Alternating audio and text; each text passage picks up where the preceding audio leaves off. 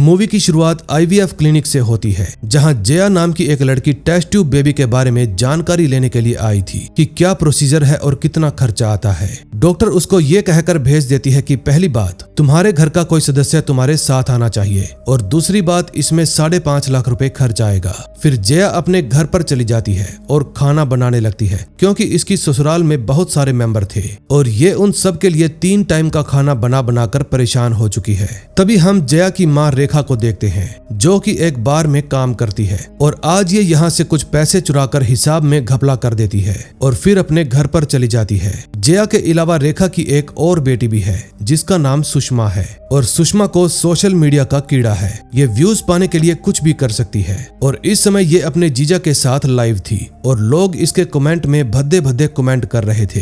फिर रात को जब जया अपना सारा काम निपटा कर सोने लगती है तो अपना फोन चेक करती है और देखती है कि इसकी बहन सुषमा इसके पति के साथ लाइव थी और ये देखकर जया को बहुत गुस्सा आता है, लेकिन फिर वो अपना फोन रखकर सोने के लिए चली जाती है। लेकिन तभी उसके फोन पर उसकी माँ का फोन आता है और वो हड़बड़ाहट में कहती है सुषमा को भी कनेक्ट करो। फिर जब सुषमा और जया दोनों लाइन पर थी तो रेखा रोती हुई उन दोनों को अपने घर पर आने के लिए कहती है। सुषमा बार बार पूछती है आखिर हुआ क्या। फिर रेखा बता देती है कि हमारे पड़ोसी गुप्ता जी मर गए, लेकिन जया और सुषमा दोनों ये बात सुनकर नॉर्मल रहती हैं। लेकिन जब रेखा बताती है कि गुप्ता जी की मौत हमारे ही घर पर हुई है तो दोनों की सांसें थम जाती हैं। अब गुप्ता जी कैसे मरे ये जानने के लिए फ्लैशबैक में चलते हैं। दरअसल जब रेखा और उसके हस्बैंड सुकुमारन की नई शादी हुई थी तो शादी के बाद वो दोनों आदर्श कॉलोनी में आकर शिफ्ट हो गए। कॉलोनी का हर एक आदमी रेखा की सुंदरता देखकर अपने दिल में उसके लिए अरमान जगा लेता है और साथ ही साथ कॉलोनी की औरतें भी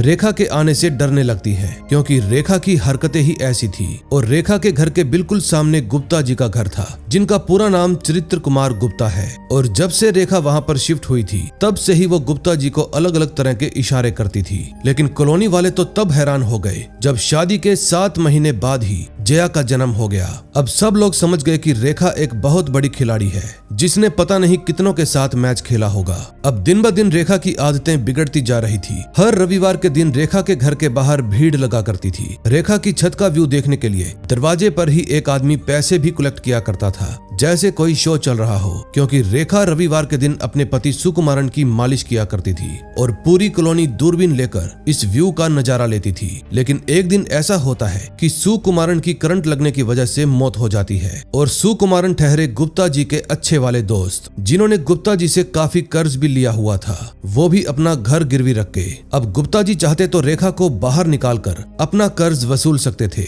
लेकिन उनका नरम दिल रेखा के लिए पिघल गया। अब कहानी प्रेजेंट में आती है और हम देखते हैं कि रेखा घर में सबको नॉर्मल दिखाने की कोशिश कर रही थी और अपने रोजमर्रा के काम जैसे पौधों में पानी डालना वगैरह कर रही थी। दोस्तों, अगर आपने गौर किया हो तो इस समय रेखा के पैर उल्टे नजर आते हैं, जैसे कोई चुड़ैल हो सकता है कि ये पैर नकली हो और ये भी हो सकता है कि कहीं ये सच में चुड़ैल तो नहीं, क्योंकि इसके घर की दीवारों पर भी डायन शब्द लिखा हुआ था। खैर, जब जया रेखा के घर पहुंचती है तो रेखा नॉर्मल तरीके से उसका स्वागत करती है। अंदर जाकर जया सबसे पहले कमरे में रखी गुप्ता जी की लाश को देखती है और इतना डर जाती है कि तुरंत कमरे से भाग जाती है। फिर वो अपनी माँ से इस घटना के बारे में पूछती है और जैसे ही रेखा कुछ बताने लगती है, इतने में उनकी छोटी बेटी सुषमा भी आ जाती है। फिर तीनों गुप्ता जी की लाश देखते हैं, लेकिन रेखा के मन में कुछ और ही चल रहा था। फिर वो अपनी दोनों बेटियों से पूछती है कि क्या कोई चाय पिएगा और फिर वो अपने लिए चाय बनाकर बैठ जाती है। चाय पीते समय वो कहती है कि मुझे सिलाई कढ़ाई करना तो बिल्कुल ही नहीं आता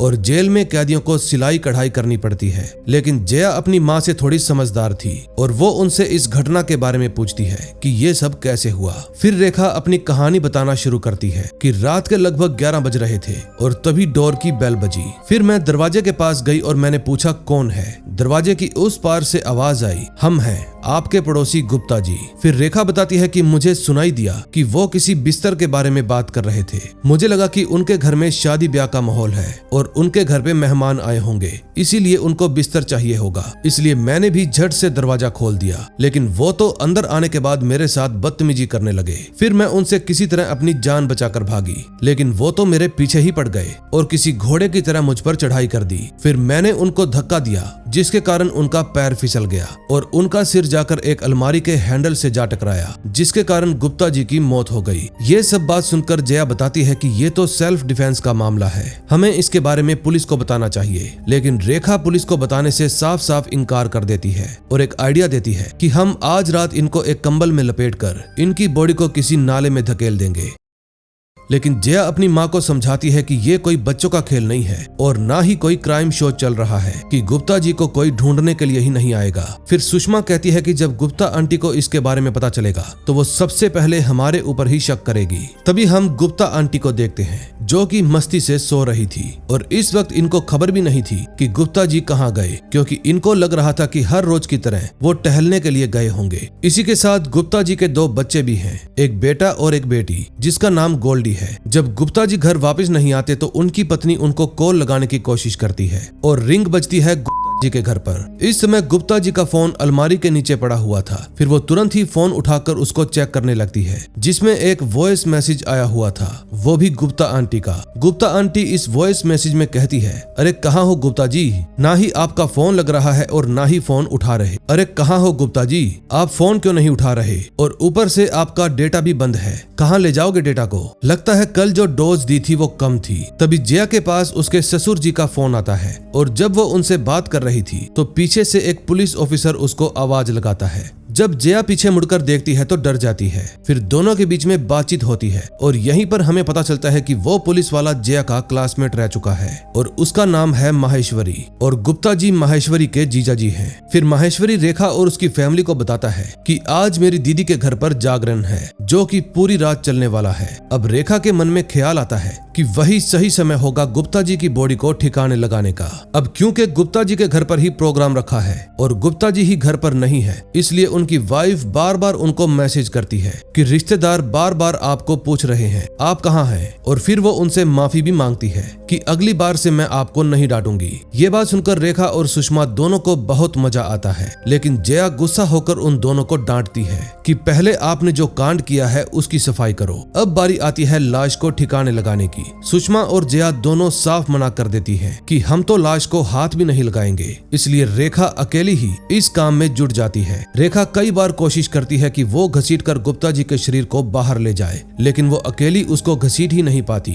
इसलिए जया और सुषमा दोनों को अपनी माँ की हेल्प करनी पड़ती है। तभी सुषमा को छींक की आवाज सुनाई देती है और उसको लगता है कि ये छींक गुप्ता जी की है और वो बहुत डर जाती है। फिर जैसे ही वो लोग गुप्ता जी की सांसें चेक करते हैं तो उन्हें पता चलता है कि गुप्ता जी तो मरे ही नहीं बल्कि सिर्फ बेहोश हुए हैं और इस समय वो गहरी वाली नींद में है। ये देखकर वो तीनों और भी ज्यादा डर जाती है। फिर थोड़ी हिम्मत दिखाकर रेखा जल्दी से गुप्ता जी का मुंह बांध देती है ताकि वो शोर न मचा सके। तभी सुषमा के हाथ में रेखा का फोन आ जाता है और फिर वो फोन चेक करने लगती है। फोन चेक करने पर उसको पता चलता है कि रेखा ने खुद गुप्ता जी को बुलाया था। फिर वो इस मैसेज के बारे में अपनी माँ से पूछती है। दोस्तों, यहाँ मैं आपको एक और जानकारी देना चाहता हूँ कि जया और सुषमा दोनों आपस में सगी बहनें नहीं है बल्कि दोनों स्टेप सिस्टर हैं, यानी कि रेखा ने 2 बार शादी की थी, या फिर यूं कहें कि किसी के साथ इंटीमेट होकर सुषमा का जन्म हुआ था। अब जब रेखा से पूछा जाता है कि आखिर आपने गुप्ता जी को क्यों बुलाया, तो रेखा बताती है कि उस रात मैंने बार की तिजोरी में से कुछ पैसे चुराए थे और उसी का हिसाब लेने के लिए गुप्ता जी घर पर आए थे।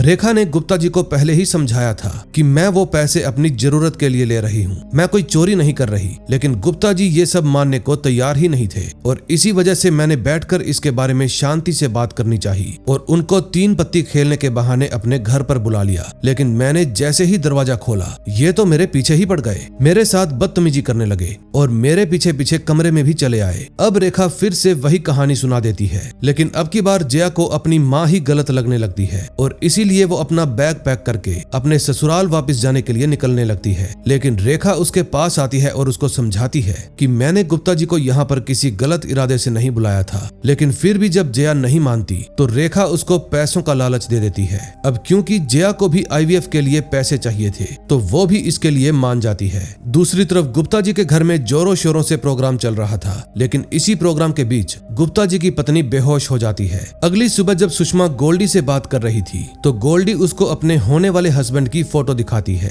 फिर जब गोल्डी घर वापस आती है तो उसकी माँ उससे पूछती है कि सुषमा तुमसे क्या पूछ रही थी। फिर गोल्डी बताती है कि वो तो सिर्फ मुझे बधाई दे रही थी। तभी गुप्ता जी की पत्नी के फोन पर गुप्ता जी का मैसेज आता है जिसमें लिखा था कि मुझे लड़का पसंद नहीं है, तुम खुद ही अपनी बेटी की शादी कर लो। अब गुप्ता जी की वाइफ को लगता है कि जरूर उसके घर पर उन तीनों चुड़ैलों की नजर लग गई है और इसी वजह से गोल्डी के पिताजी घर पर नहीं आ रहे। फिर वो तुरंत किसी बंगाली बाबा के यहाँ टोटका करवाने के लिए निकल जाती है। अब कहानी फिर से एक बार फ्लैशबैक में जाती है जिसमें हमें सुषमा के किए हुए कांड के बारे में पता चलता है। एक बार सुषमा अपने कुछ व्यूज बढ़ाने के चक्कर में किसिंग विसिंग करते समय एक लड़के के साथ वीडियो बना लेती है और उसे पब्लिक कर देती है। फिर थोड़ी ही देर में लगातार व्यूज बढ़ने लगते हैं, लेकिन उस लड़के की माँ अपने बेटे को बहुत कूटती है। अब वो लड़का इतनी मार खाता है कि उस वीडियो के कमेंट सेक्शन में ही ब्रेकअप कर लेता है, लेकिन फिर भी उसकी माँ शांत नहीं बैठती। फिर अगले ही दिन वो अपने बेटे और कुछ जिम्मेदार नागरिकों को साथ लेकर रेखा के घर पहुंच जाती है,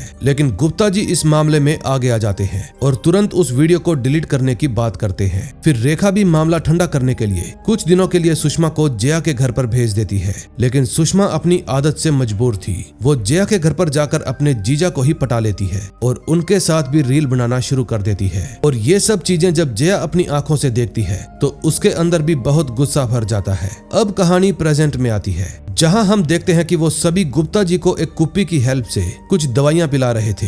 तभी दरवाजे पर नॉक होती है और बाहर आई थी गुप्ता जी की वाइफ, वो भी अपने साथ लड्डू लिए। पहले वो सभी को एक एक लड्डू खिलाती है और पीने के लिए पानी मांगती है। फिर रेखा तुरंत ही अंदर जाती है और सुषमा और जया उनको दरवाजे पर ही रोक कर रखती है। फिर गुप्ता आंटी को जया को वहां से भगाने का एक आइडिया आता है, इसलिए वो कहती है कि तुम जाकर अपनी मम्मी से कहो कि पानी में बर्फ डाल दे, और जया वहां से चली जाती है। लेकिन सुषमा अभी भी रास्ता रोककर खड़ी थी। फिर गुप्ता आंटी सुषमा से कहती है कि तुम जाकर कह दो ज्यादा बर्फ न डाले वरना मुझे खांसी हो जाएगी। अब सुषमा भी ना चाहते हुए दरवाजा छोड़कर अंदर चली जाती है।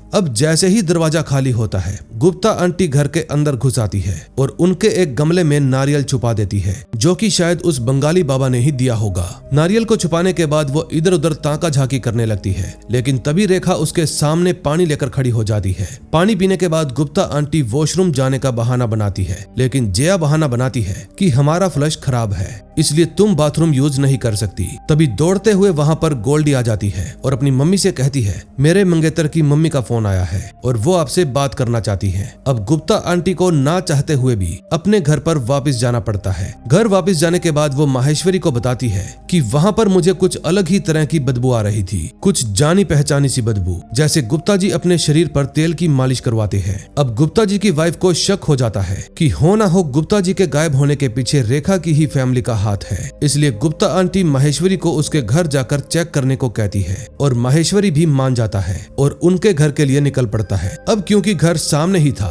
तो उसको ज्यादा देर नहीं लगने वाली थी। दूसरी तरफ रेखा और उसकी बेटियां गुप्ता जी की बॉडी को छुपाने के लिए उनको स्टोर रूम में ले जा रही थी, लेकिन तभी दरवाजे पर फिर से दस्तक होती है और अब की बार वो सब फिर से डर जाती है। फिर जब जया चेक करने के लिए जाती है तो बाहर माहेश्वरी खड़ा था। फिर वो खिड़की के पास जाकर माहेश्वरी से बातें करने लगती है और अपने बचपन की कुछ यादें ताजी करने लगती हैं। फिर वो माहेश्वरी से पूछती है कि क्या तुम मुझे स्कूल में घुमाने के लिए ले जाओगे, और माहेश्वरी मान जाता है। फिर जया माहेश्वरी को घर से दूर ले जाती है। फिर मौके का फायदा उठाकर रेखा और सुषमा गुप्ता जी की लाश को स्टोर रूम के अंदर ठिकाने लगा देती है। अब कहानी जया के फ्लैशबैक में जाती है और हमें पता चलता है कि जया रानी बहुत ही सियानी है। एक दिन जया की फ्रेंड को लड़के वाले देखने के लिए आए थे, लेकिन जया ने खुद उसे अपने लिए सेट कर लिया और फिर उससे शादी कर ली, यानी कि मानस से। फिर जैसे ही ये बात उसकी फ्रेंड को पता चली तो वो चिल्ला चिल्लाकर रोने लगती है, लेकिन लड़के की माँ ने तो जया को ही अपनी बहू स्वीकार कर लिया और गिफ्ट में उसको बेलन भी दिया।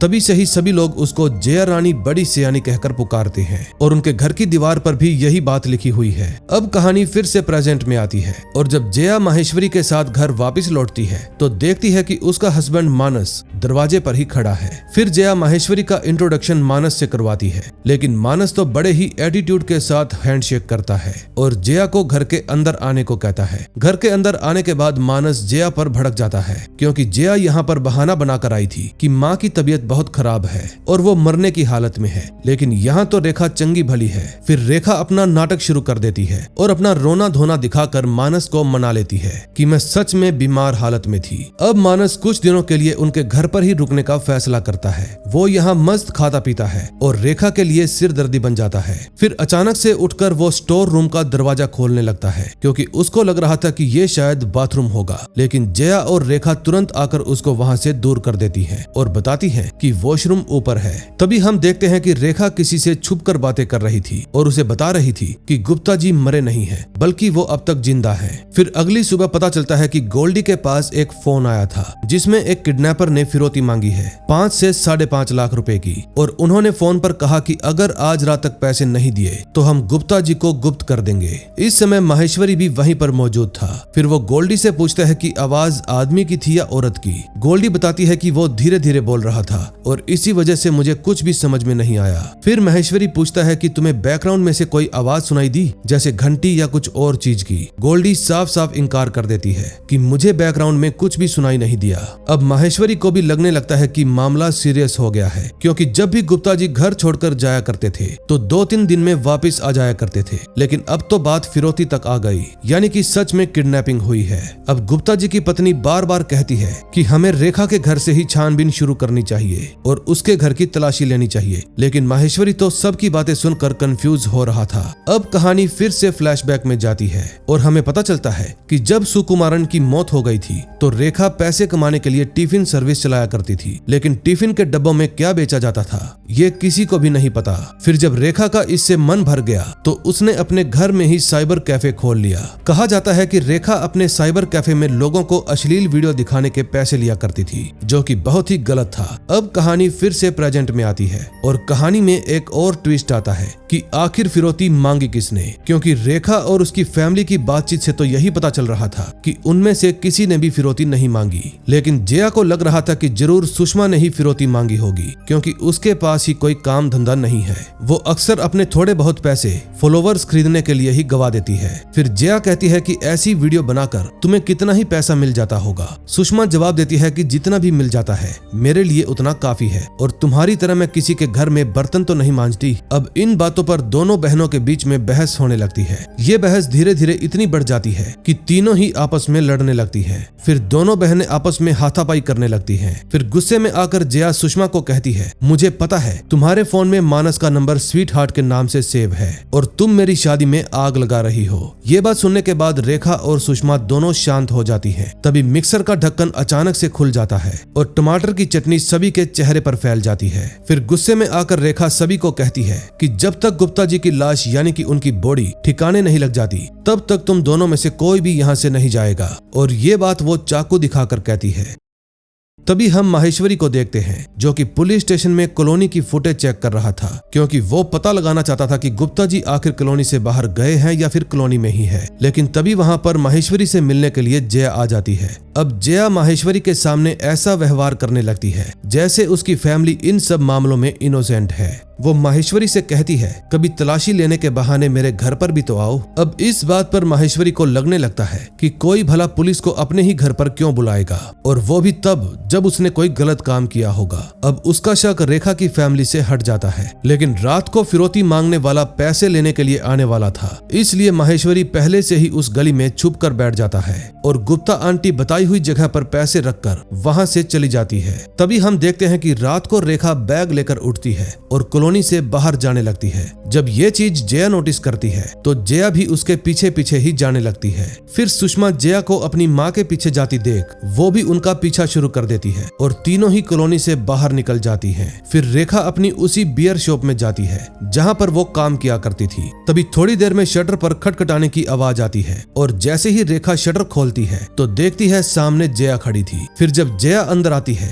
तो दरवाजा एक बार फिर से नॉक होता है और अब की बार वहाँ पर सुषमा आई थी। फिर वो लोग सुषमा को भी अंदर ले लेते हैं, लेकिन जब तीसरी बार कोई दरवाजा खटखटाता है तो अब की बार बाहर कोई रहस्यमयी आदमी खड़ा था, जो कि कोई और नहीं बल्कि सुषमा का पिता था। और यहीं से हमें पता चलता है कि जब सुकुमारन की मौत हो गई थी तो रेखा के घर पर एक अनजान आदमी ने आना जाना शुरू कर दिया और अक्सर उनके घर पर अजीब अजीब सी आवाजें भी आया करती थी। और फिर उसके 9 महीने बाद सुषमा का जन्म हो गया। फिर जब सुषमा थोड़ी बड़ी हुई तो कॉलोनी की हर औरत उसका चेहरा बड़े ही ध्यान से देखा करती थी कि कहीं वो हमारे पति की औलाद तो नहीं, क्योंकि रेखा की छवि ही अपनी कॉलोनी में ऐसी बनी हुई थी कि उसके चक्कर में किसी का भी पति आ सकता था। रेखा ने भी सुषमा को बचपन से ही यही सिखाया था कि चंदा हमारे मामा नहीं बल्कि तुम्हारे पापा है। फिर एक दिन जब सुषमा ड्राइंग बना रही थी तो गोल्डी वहाँ पर आकर पूछती है, तुम्हारे पापा गंजे है क्या? ये बात सुनकर सुषमा को बहुत ही ज्यादा गुस्सा आता है और वो उसके चेहरे पर एक मुक्का दे मारती है, जिसके कारण उसके आगे के दोनों दांत टूट जाते हैं। और सुषमा की ही वजह से गोल्डी आज भी अपने नकली दांत लगाए घूमती है। अब प्रेजेंट टाइम में सुषमा अपने पिताजी को देखकर बहुत खुश हो जाती है। फिर जया पूछती है कि क्या ये आदमी भी गुप्ता जी के मर्डर में शामिल था, लेकिन रेखा कहती है कि तब ये नहीं आए थे, ये सब कांड पहले ही हो गया था। फिर रेखा जया को बताती है कि सुषमा के पिता एक सिक्योरिटी एजेंसी खोलने वाले हैं और आगे चलकर हम दोनों उसी एजेंसी में काम करेंगी। इसी वजह से हम अपने भी कुछ पैसे इनको दे रही हैं ताकि ये जल्दी से एजेंसी खोल सके। दूसरी तरफ माहेश्वरी जाग कर उस फिरौती वाले के ऊपर नजर रखे हुए था, लेकिन अब तक कोई भी पैसे लेने के लिए नहीं आया था। दूसरी तरफ जया सुषमा के पिता के ऊपर इल्जाम लगाने लगती है कि शायद फिरौती के पैसे इन्होंने ही मांगे होंगे ताकि ये अपनी एजेंसी खोल सके, लेकिन वो सुषमा की कसम खाकर कहते हैं कि मैंने फिरौती नहीं मांगी। फिर जया उनको धमकाने लगती है कि खुद ही सच्चाई बता दो, वरना एक ना एक दिन तो सच्चाई पता चल ही जाएगी और तब आप जेल में होंगे। जेल का नाम सुनते ही उस आदमी का रवैया बदल जाता है और उसको लगने लगता है कि जरूर रेखा ने उसको फंसाने के लिए ही यहाँ पर बुलाया है ताकि वो गुप्ता जी के गायब होने का इल्जाम उसके ऊपर लगा सके। फिर वो जया को एक पर्चा भी दिखाता है और बताता है कि पुलिस स्टेशन में मेरा अपना जाना आना लगा रहता है, इसी चक्कर में मेरी लाइफ बर्बाद होती जा रही है, इसलिए मैं यहाँ से चला। मैं रेखा के चक्कर में अपनी लाइफ बर्बाद नहीं कर सकता, अब मैं इससे आशिकी लड़ाते लड़ाते थक चुका हूँ। फिर वो आदमी बताता है कि मैं तो पहले से ही वांटेड हूँ, इसलिए वो जबरदस्ती रेखा से अपने पैसों वाला बैग छीनने लगता है, लेकिन उससे पहले जया वो बैग छीनकर अपने हाथों में ले लेती है। फिर वो आदमी चाकू निकाल लेता है और सुषमा के गले पर रख देता है। फिर रेखा जया को वो बैग लुटाने के लिए कहती है। फिर जब वो बैग उस आदमी के हाथ लग जाता है तो वो सुषमा को धक्का देकर शटर बंद करके वहाँ से भाग निकलता है। अगले सीन में हम देखते हैं सीटी की आवाज सुनकर माहेश्वरी की आंख खुल जाती है और फिर वो जल्दी से जाकर बैग को चेक करता है, जो कि बिल्कुल खाली था। अब माहेश्वरी की छोटी सी लापरवाही के कारण गुप्ता जी के 5.5 लाख रुपए रफू चक्कर हो गए। दूसरी तरफ रेखा, जया और सुषमा जब घर वापस लौटती है तो सुषमा उस दरवाजे को खोलकर देखती है जहाँ पर गुप्ता जी को बांध कर रखा गया था। फिर वो उनके हाथ पैरों को खोलने लगती है क्योंकि वो उनको फ्री करना चाहती थी, क्योंकि गुप्ता जी की बेटी की शादी हो रही थी। फिर वो रेखा पर भी गुस्सा करने लगती है कि क्या आपकी हैसियत इतनी ज्यादा कम हो गई है कि आप हर जगह मुंह मारती फिरो? अब आपका अगला नंबर कौन है? किस पर नजर है आपकी?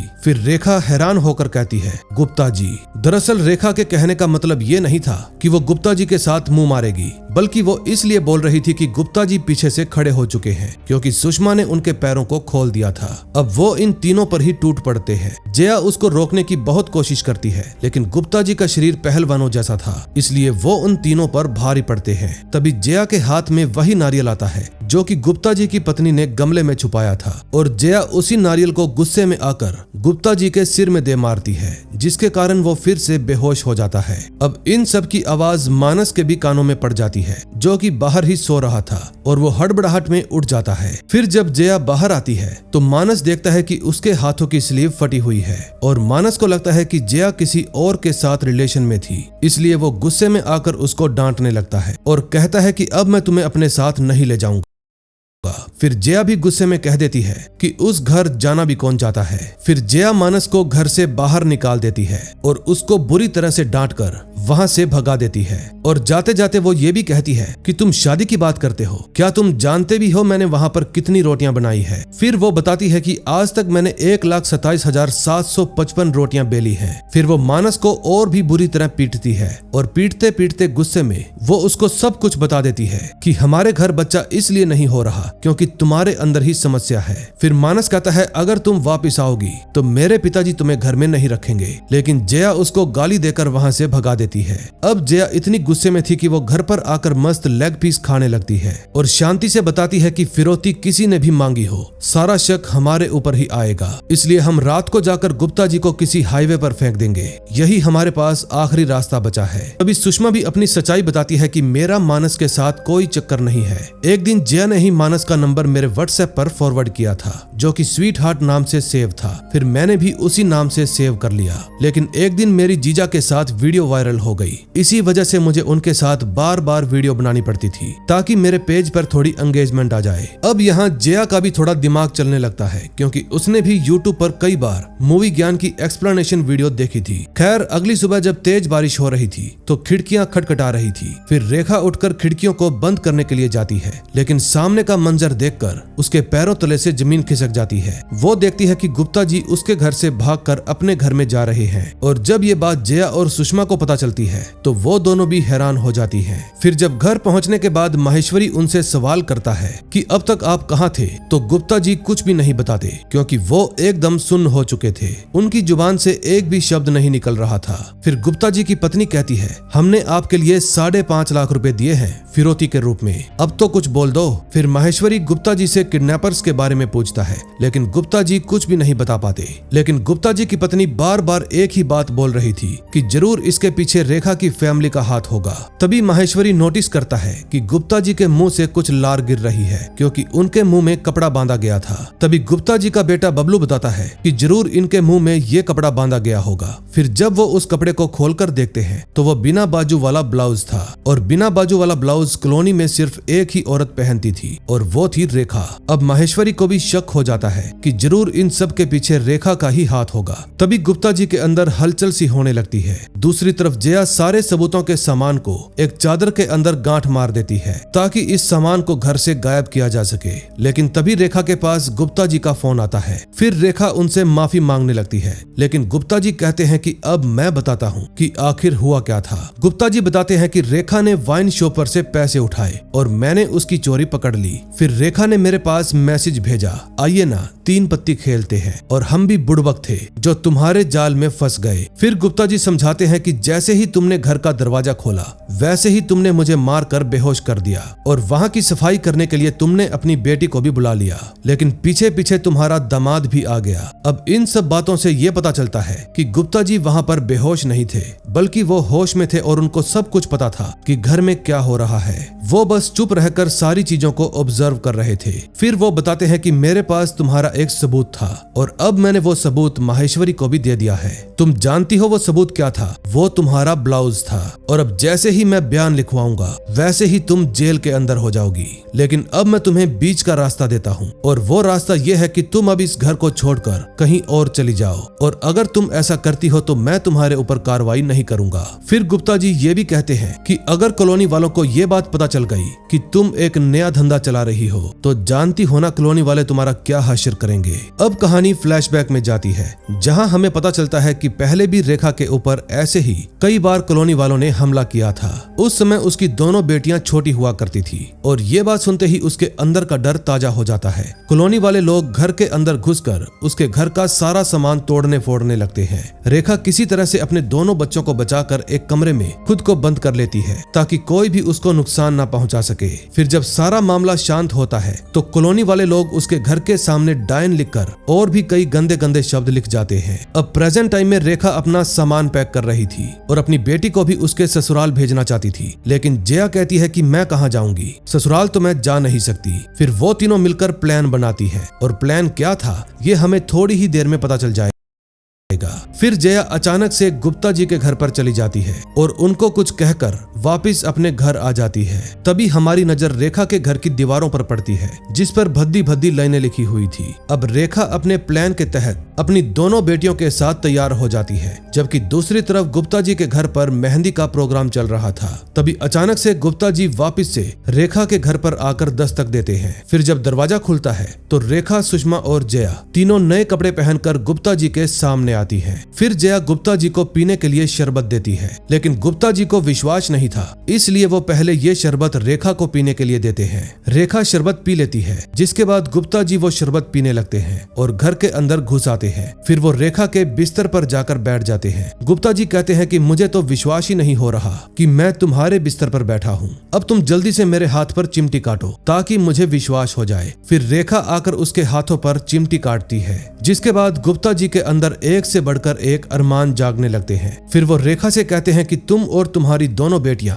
मेरे सामने डांस करो। फिर वहां पर म्यूजिक बजाया जाता है और तीनों मजबूरी में आकर डांस करने लगती हैं। लेकिन फिर वो गुप्ता जी के कपड़े उतारकर उनकी मसाज करना शुरू कर देती है और ये सब रेखा का प्लान था, क्योंकि उसने इस कमरे के अंदर पहले से ही कैमरा छुपा रखा था। तभी गुप्ता जी की पत्नी के फोन पर और माहेश्वरी के फोन पर एक फुटेज आती है और जब वो दोनों उस फुटेज को देखते हैं तो चौंक जाते हैं। गुप्ता जी की पत्नी जब वो फुटेज देखती है तो तुरंत ही रेखा के घर में चली आती है और गुप्ता जी को ऐसी हालत में देखकर हैरान हो जाती है। फिर रेखा और उसकी दोनों बेटियां गुप्ता जी को ब्लैकमेल करने लगती हैं। अब रेखा सभी को उस दिन की सच्चाई बताती है कि उस दिन गुप्ता जी ने सच में मेरे साथ जबरदस्ती की थी, लेकिन इस बार वो सब कुछ उल्टा बताती है कि मैंने आपको बुलाया, मैं आपके पीछे पीछे भागी, आपके ऊपर मैं किसी घोड़ी की तरह हिनहिनाते हुए चढ़ गई और आप जितना तड़फड़ाते रहे मैं उतना ही आपके साथ जबरदस्ती करती रही। जब आप फिर भी नहीं माने तो मैंने आपको धक्का दे दिया और आप एक अलमारी के हैंडल से टकराकर बेहोश हो गए,